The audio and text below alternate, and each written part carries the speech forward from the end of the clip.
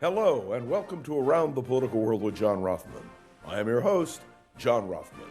If you're a fan of the show, make sure to hit the follow button on the top right of Apple Podcasts, Spotify, or wherever you are listening at this very moment.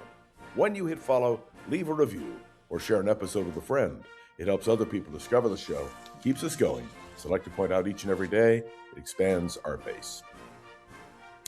A personal note to start. Tomorrow is July 14th.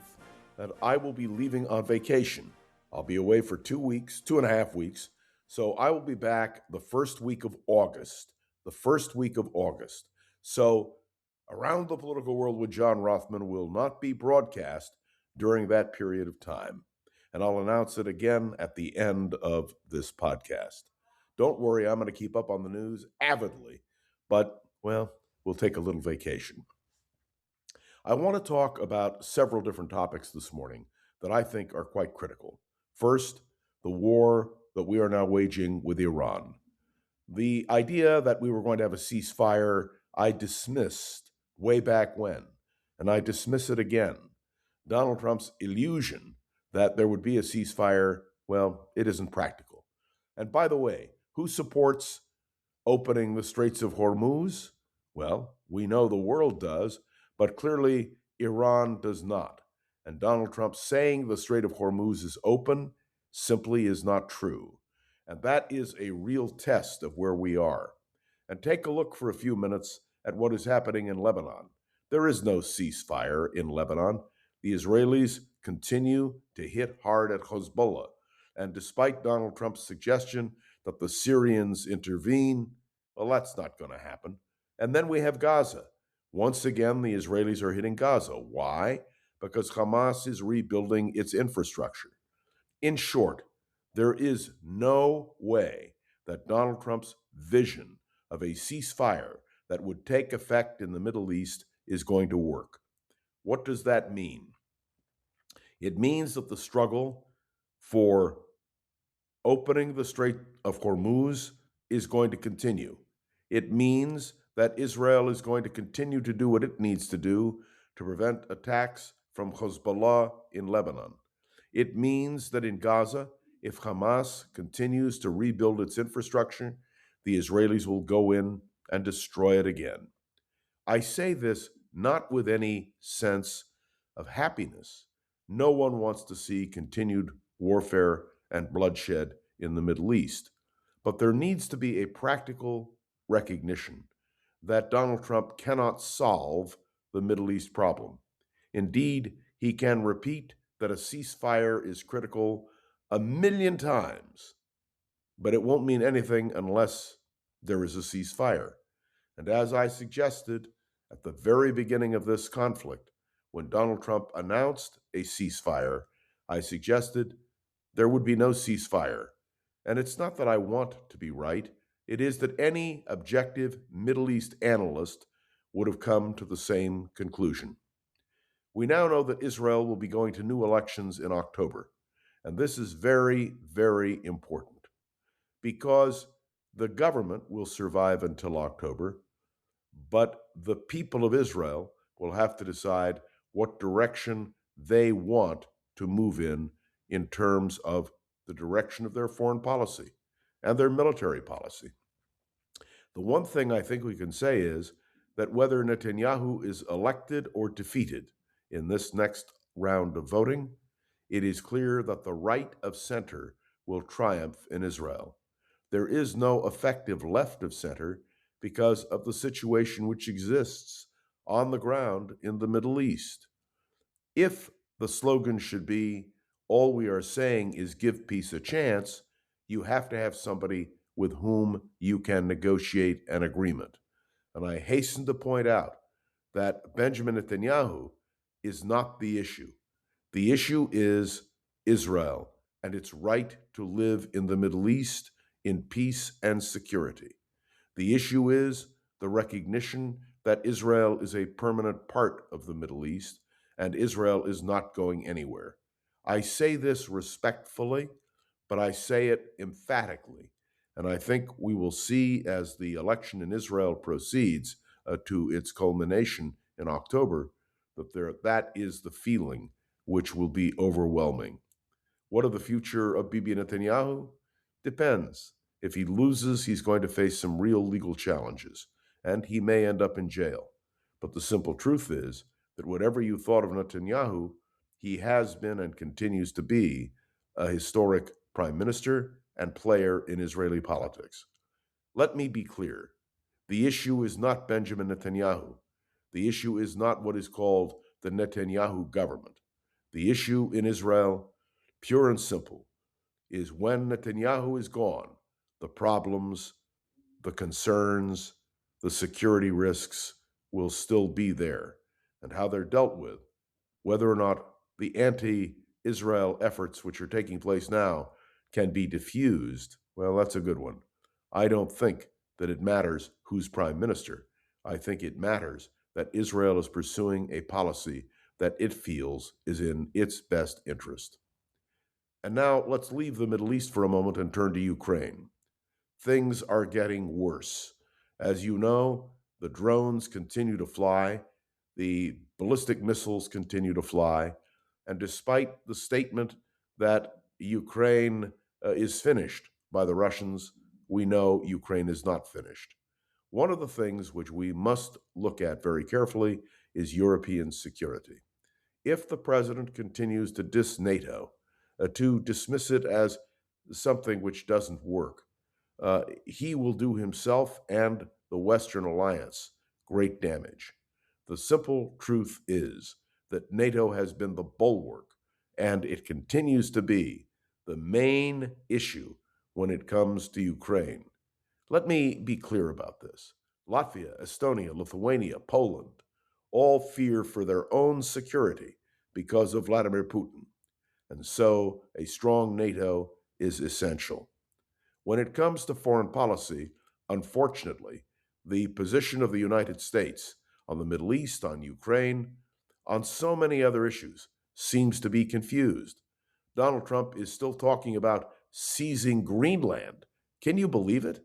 I mean, it is a completely ridiculous approach by Donald Trump.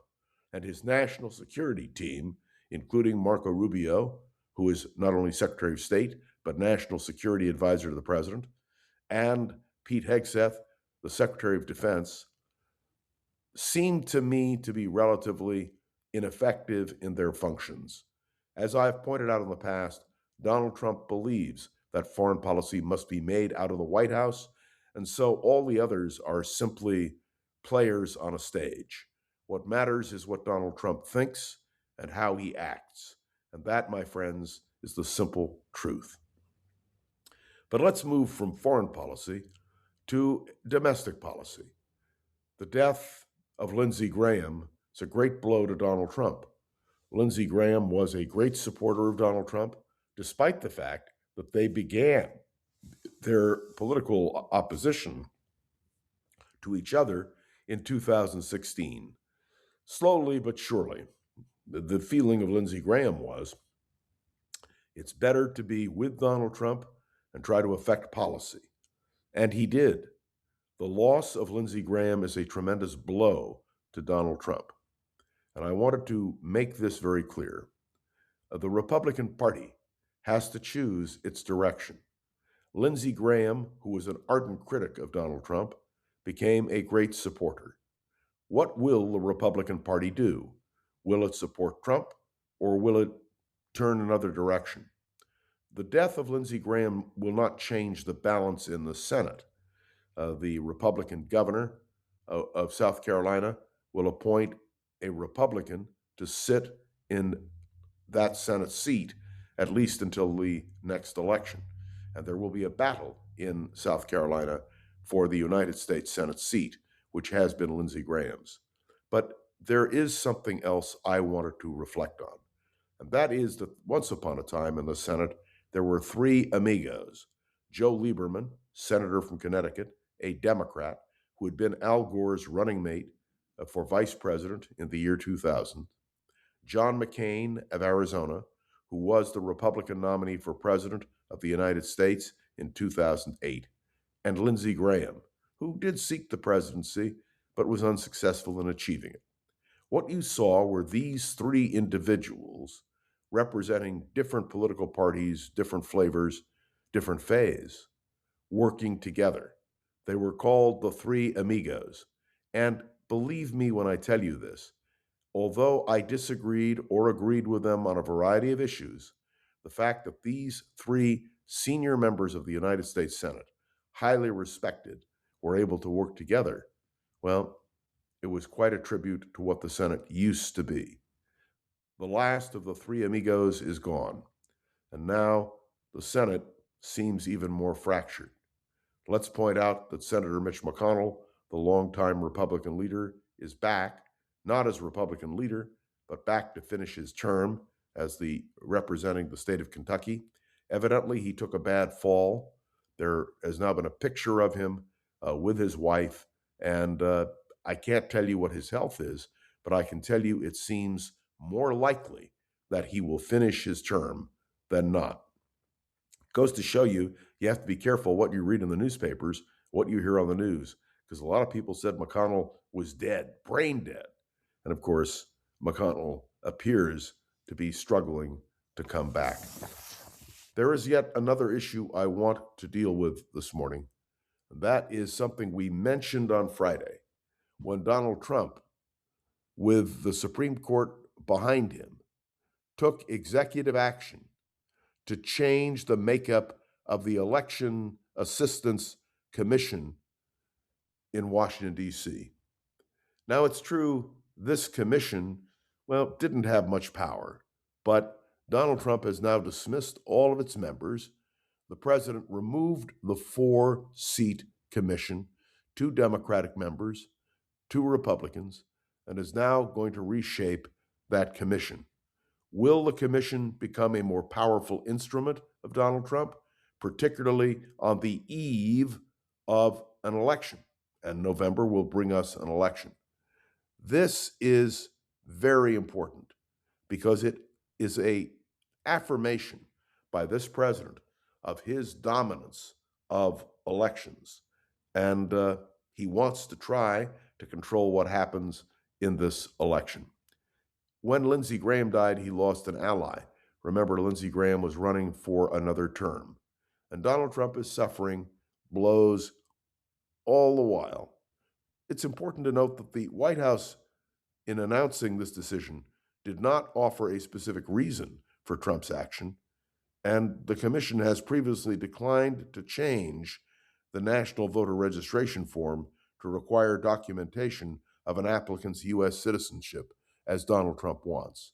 Clearly, he's going to put people on the commission who will do his bidding. He may not be able to get the so-called Save America Act confirmed by the United States Senate, but he believes that by, moving in this direction, maybe he can do what he wants. And this is a real issue, and it affects all of us in terms of the election. Let me conclude this morning by saying this. There's a lot to cover, a lot of issues which we face. I've decided with my wife to take a vacation, so we will be away for the next almost 3 weeks. I'll be back August 1st that week, and we will continue our discussion. Some of you who knew I was going to take a vacation are already saying to me, John, how dare you desert us? No, I'm not deserting you, but I am suggesting this. Keep following the news. Make sure you are up to date on what's happening.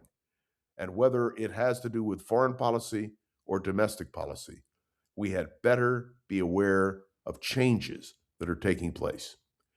The last point is the power of the President of the United States. Make no mistake, the President of the United States has tremendous power, and we are going to see how Donald Trump uses that power, not only in foreign policy, but in domestic policy, and even as we approach elections. Thanks for tuning into another episode of Around the Political World with John Rothman. I'd love to hear your thoughts on today's episode. You can write a review on Apple Podcasts, drop a comment on YouTube or Spotify, click any of the links in the show notes to connect with me on social media. If you have questions, please don't hesitate to send them in. Remember to share this episode with a friend or colleague so we can continue to grow and expand. And remember, of course, our advertisers. This show has been getting so much positive attention that we're excited to bring on our advertising support. This will help us to create more opportunities for Around the Political World with John Rothman. And let me conclude by saying I'll be gone for a little more than 2 weeks, but I'll be back, and I can't wait to be here with you. To Gogo Zoger, the wonderful producer of this podcast, thanks, Gogo.